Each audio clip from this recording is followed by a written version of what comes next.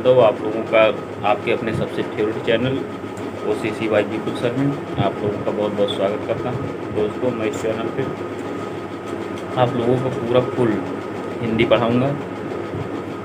दोस्तों, ये हिंदी आप लोगों को UPSC, वीडियो, लेखपाल, UPSI अदर एग्जामों में बहुत हेल्पफुल काम करेगी आप लोगों को। आज हम लोग पहला टॉपिक पढ़ेंगे समास। दोस्तों, आज हम लोग समास से स्टार्ट करते हैं।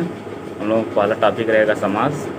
देखिए, समास का शाब्दिक अर्थ होता है संक्षेप, समासिक पद, संपूर्ण पद, समस्त पद। मतलब इसको 4 नाम से जानते हैं: संक्षेप, सामासिक पद, संपूर्ण पद, समस्त पद।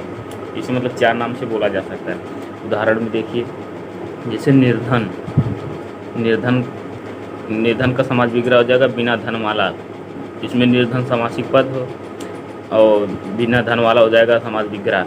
उसी प्रकार से माता और पिता, जिसे पितरों बोलते हैं, इसमें पितरों समासिक पद हो जाएगा। माता और पिता इसका समास विग्रह हो जाएगा। दोस्तों, हम लोग इसकी परिभाषा पढ़ेंगे। हम आप लोगों को इसकी 4 परिभाषाएं बताएंगे, जिसका अलग अलग एग्जाम्पल भी बताएंगे। हर परिभाषा पे जिसका जैसा एग्जाम्पल है आप लोगों को एग्जाम्पल भी बताएंगे। ध्यान से देखिएगा लोग। पहली परिभाषा इसका: एक शब्दांश और एक शब्द का मेल समास कहलाता है। एक शब्दांश और एक शब्द, ध्यान दीजिएगा, इसी पे ध्यान दीजिएगा। एक शब्दांश और एक शब्द का मेल समास कहलाता है। जैसे निर्धन, अभी आप लोगों को एग्जाम्पल में बताए थे ऊपर, निर्धन का हो जाएगा बिना धन वाला। उसी तरह से उपवन, आजन, प्रतिवर्ष,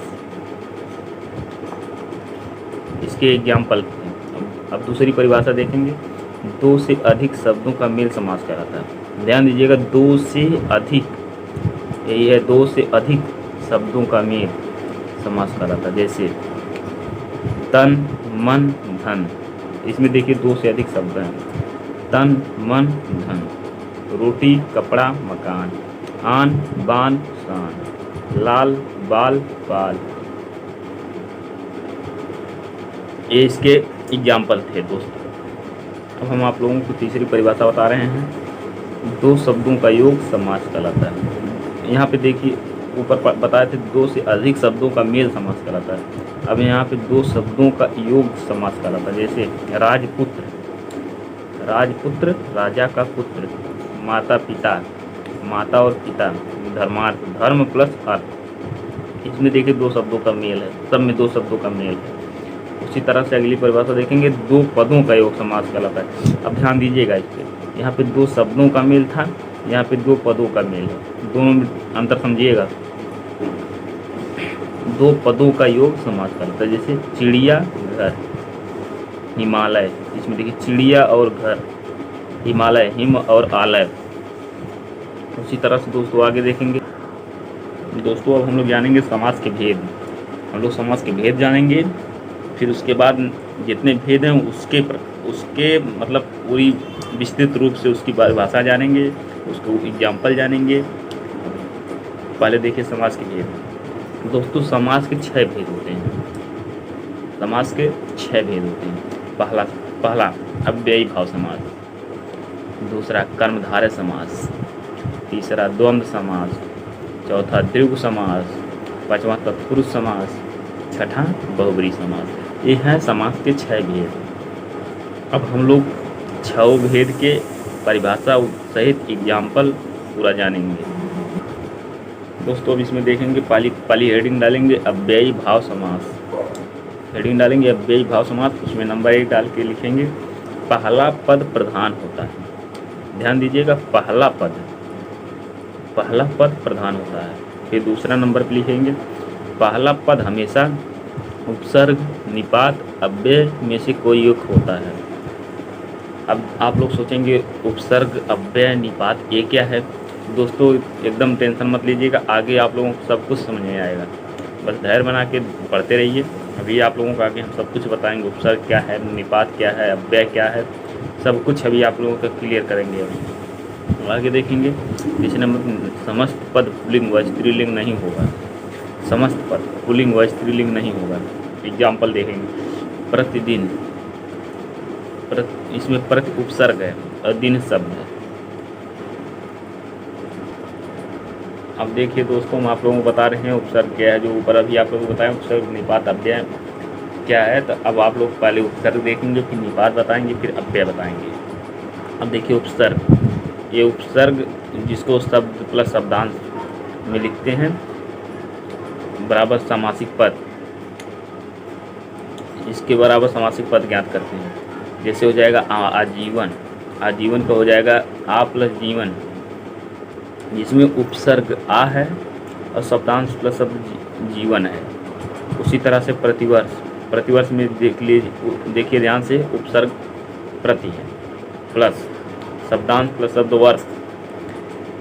उसी तरह से पर्यावरण, परिधन आवरण, अधिमान, अधिधनमान, अधिधनमान, अत्याचार, अति धनचार, दुर्दशा, दुर्धन दशा, अपमान, अपधनमान। इसी तरह से आगे देखेंगे दोस्तों। अब अगला है निपात, निपात प्लस शब्द बराबर समस्त पद।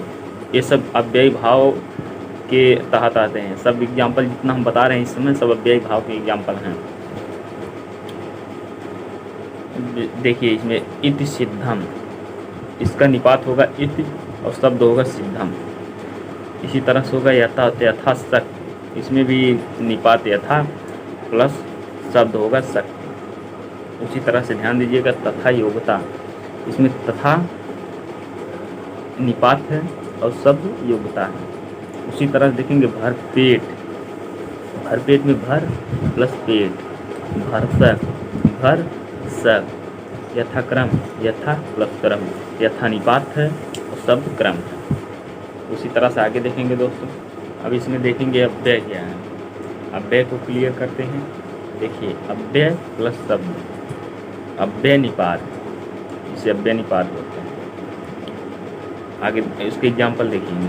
जल्दी जल्दी, जहाँ पे इस तरह से आए उस तरह से, अगर अब दिया है जैसे पेपर में ऑप्शन में दिया है अव्ययी भाव समास, तो ट्रिक अव्ययी भाव समास मारेंगे। अगर अव्ययी भाव समास नहीं दिया है, अव्यय करके पूछा है, तो अव्यय सही निशान मारेंगे, नहीं तो क्वेश्चन आपका गलत हो जाएगा।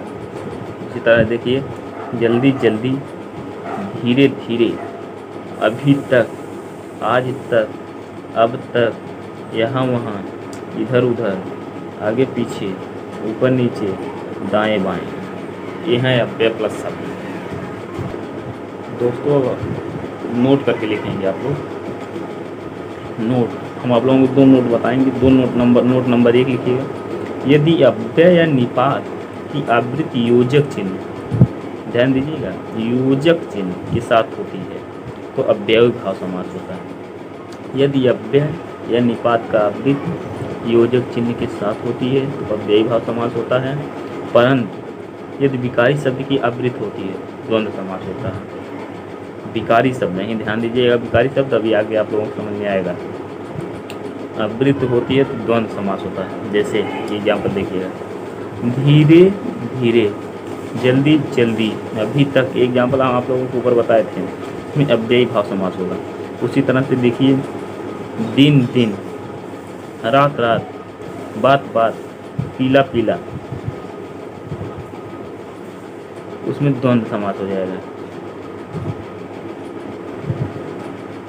इसी तरह दोस्तों देखेंगे नोट नंबर 2, यदि शब्द की आवृत्ति बिना योजक चिन्ह, अब ध्यान दीजिएगा वहाँ योजक चिन्ह पूछा था, यहाँ बिना योजक चिन्ह है। यदि शब्द की आवृत्ति बिना योजक चिन्ह के साथ होती है तो अव्ययी भाव समास होगा। परंतु यदि शब्द की आवृत्ति योजक चिन्ह के साथ होती है तो द्वंद्व समास कहलाता है। ध्यान दीजिएगा, पहले परिभाषा एक बार फिर से पढ़ते हैं। यदि आप शब्द की आवृत्ति बिना योजक चिन्ह के साथ होती है तो अव्ययी भाव समास कहलाता है। यहाँ देखिएगा, बिना योजक चिन्ह के साथ होती है तब अव्ययी भाव समास कहलाता है। परंतु यदि शब्द की आवृत्ति योजक चिन्ह के साथ होती है तो वहाँ द्वंद्व समास कहलाता है। जैसे देखिए एग्जाम्पल, दिनों दिन, कानों कान, हाथों हाथ, रातों रात, बातों बात, इसमें देखिए योजक चिन्ह कहीं नहीं लगा है।